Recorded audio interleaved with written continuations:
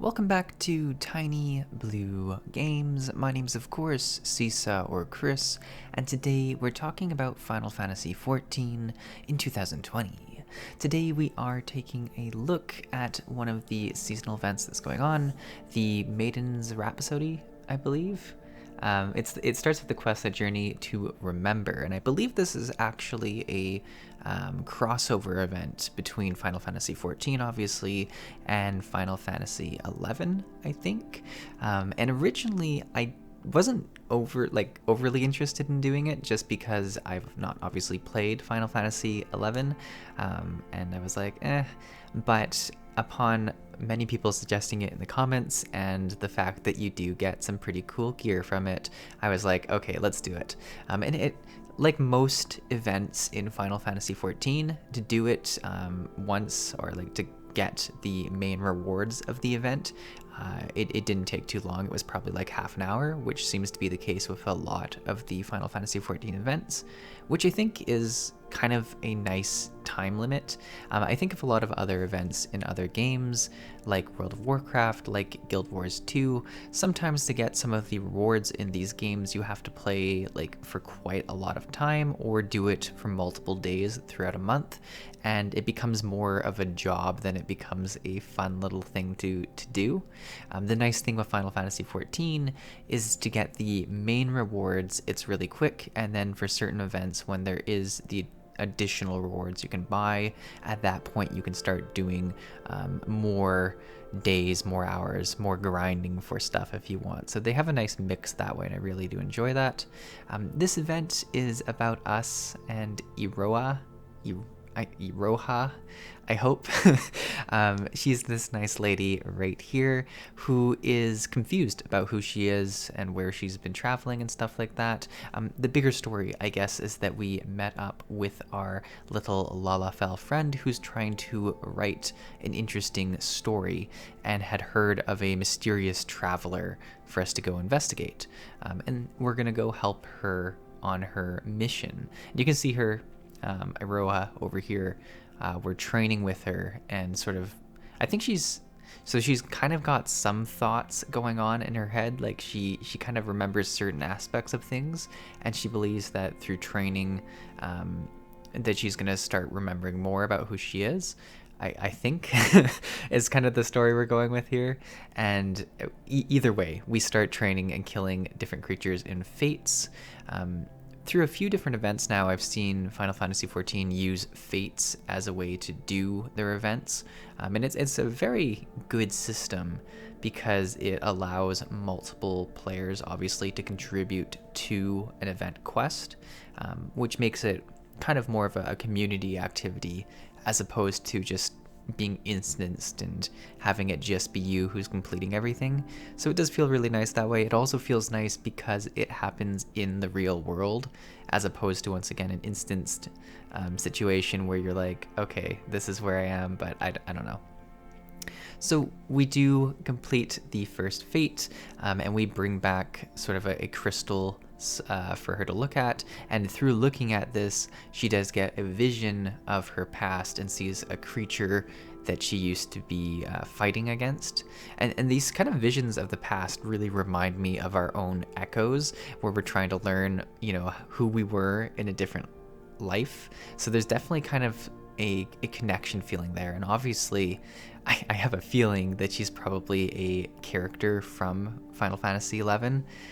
I'd love to hear it in the comments below if that's correct and kind of more of the background story there, but I assume that she's a character from Final Fantasy XI.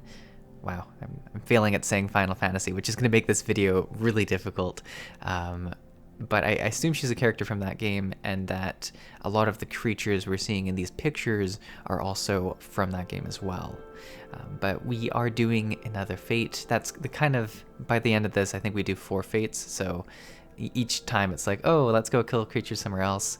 It's actually kind of interesting dialogue because she goes to all like the main cities and she's like, I've been talking to people and apparently there's a lot of creatures that want to kill you here. And yeah, that's the world we live in Final Fantasy XIV. There's just fates everywhere and creatures to kill. The fates themselves were pretty easy to do. I think I did most of them by myself. though I did lose a few chocobos on the way, which is always really sad. I kind of had them off tanking a certain creature while I took other ones, and then they were just dead by the end of it, and I was like, oh no. But on the whole, I did all right. Each time we do end up bringing back a different crystal for her to look at. And each time she does have kind of a different epiphany, if you will, with a different creature or someone that she used to fight alongside. She does talk a lot about a master that she used to fight alongside. We get kind of more information about this throughout the entire situation, and then we do get a fair bit more information at the end that I'll talk about more when we get there. But the big thing here is that she kind of thinks about us, you know, a lot when... Oh, there we go. I just lost a chocobo. You can see it just died in the back there. But she talks about her master, and she's often reminded of him when fighting with us. And it does say this more in the end, once again, there's kind of similarities between us and her master. And just because it is kind of a crossover from the game, I wonder, obviously, if we played kind of that role in the Final Fantasy XI universe where we helped train her and stuff like that. I could obviously do more research myself, but I feel like there's a lot of people here who probably know these answers. So I'm once again asking for your knowledge in this situation. But yeah, we do complete it. We do bring back the lovely crystal, and she once again tells us a little bit more about herself. And I kind of enjoyed the mystery aspect to this. So we have a kind of wolf-looking creature there, and I just love her eyes and her like kind of seriousness that she has to do with all this. This was probably my favorite fate. I think it's the last one, but I could be wrong about that. I'm trying to remember how many I did in total. But we have this kind of big dragon-y creature that looks pretty terrifying, really. So I was, I always thought, I was like, is this gonna be a tough one? And they're kind of challenging because you do have to down level yourself or sync yourself to it. So it does make the content relevant no matter what level or gear you do have. Though if you are coming from a higher point and sinking down, usually it's still pretty easy. What we do see throughout this is that Iroha kind of gets more skills as well. Certainly during this fight, she kind of uses, it almost looks very Dragoon-y with her blue attacks and more lunges and stuff like that. So obviously the training's kind of helping her remember how to fight properly as well, which is nice. I mean, overall, it's a very good flow of us kind of meeting her not really knowing what's going on. She gradually gets more information and gradually gets more powerful with that information. So it's a very quick narrative. Like I said, it takes like half an hour, but it does tell you a pretty meaningful story.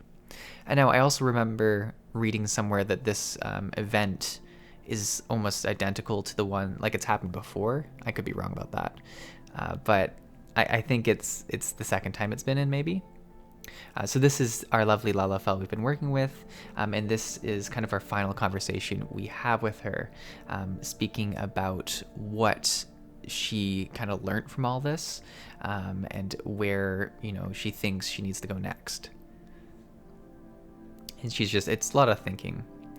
So she says, that is how I was reunited with the master, although at much earlier time than I anticipated. The last thing I remember is a fierce battle and a strange light. When I next awoke, I was here, to be torn away from the master when he was in battle. How awful. You were close then? ? Master was like family to me. An exceptional warrior. Besides, I've spent my entire life striving to be such a hero and living up to the legends I remember so fondly. And then she's kind of remembering those legends. And I really like what they did during these kind of cutscenes here. You have, obviously just kind of the background crystal and stuff like that while more is being talked about for the legends.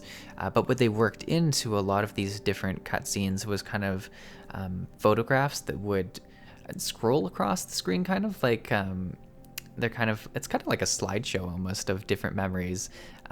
Yeah, so you can see them come in here and just sort of slide across. And I assume a lot of these images have to do with Final Fantasy XI and pretty key moments, unless they're in fact actually like characters from Final Fantasy XI, which would be pretty cool, like player characters. I don't know, but that's super cool, and it probably quite a fun thing if you do have a lot of memories with the game yourself. And I assume a lot of the kind of crystal visions we saw earlier were either creatures from Final Fantasy XI, or, you know, just kind of existed in that universe. I'm not entirely sure. But it was a really interesting event, specifically as someone who hasn't played Final Fantasy XI, to kind of get really tacked in on this mystery. Because I'm sure for people who have played both games, the mystery was a lot easier to solve. Like, if in fact we are meant to be the master that she's referring to, you probably knew that right away. You might even have like remembered her from that game. But it's more interesting, from my point of view, as someone who's from the outside looking in. And I found that more and more as I play these games, that I don't know a lot of the background story, like with Elder Scrolls Online and stuff like that. It's kind of interesting piecing together things when you don't have the full story yourself. But yeah, guys, hopefully you enjoyed this video. I had a lot of fun doing the event. It was a really quick thing to do. I think it does add things, even when I'm not super excited to jump right into the event. I always like doing it in the end. So thanks for the suggestion. I always look at the suggestions in the comments, so keep those coming. I kind of have a list on my computer called things I should eventually do in Final Fantasy XIV. And whenever I see a great suggestion in the comments, it goes on that list and will eventually be done. But there's just so much to do in this game. It's hard to keep up. But yeah, guys, thanks for watching. I'll see you in the next video.